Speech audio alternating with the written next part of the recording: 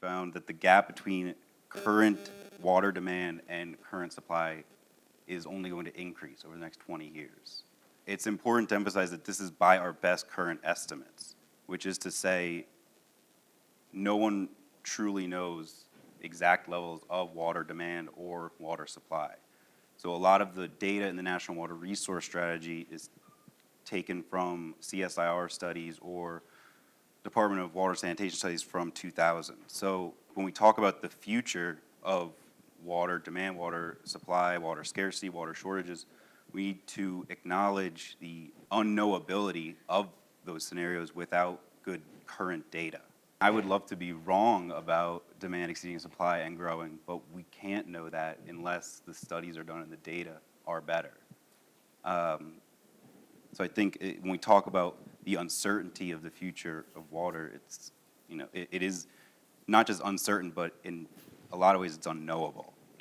That being said, we looked at different types of, I said municipal, industrial, and agricultural. Basically, due to increased incomes and urbanization, municipal demand we expect to increase due to increased use of fossil fuels for electricity generation and the manufacturing sector. Industrial water demand will increase, and expansion of land under irrigation will drive agricultural water demand. And then in terms of supply, we factored into our supply forecasts increased Lesotho Highlands Water Project, increased groundwater resources from the National Water Resource Strategy, and that does increase water supply, but not enough to meet this growing demand. Some of the conclusions of that paper, we found wastewater treatment is obviously a good idea, not just for increasing the quality of water, but also the quantity of water in terms of closing the gap between demand and supply. Groundwater, as Dr. Turton said, is an excellent source and potential storage reservoir.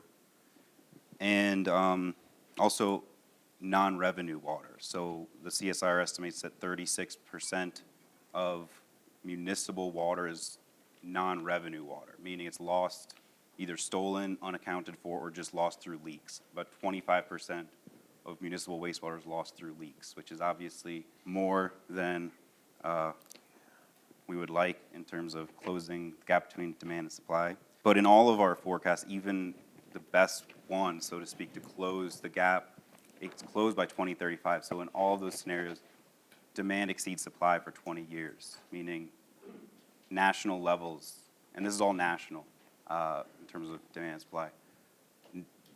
Demand exceeds supply and water is overexploited until 2035.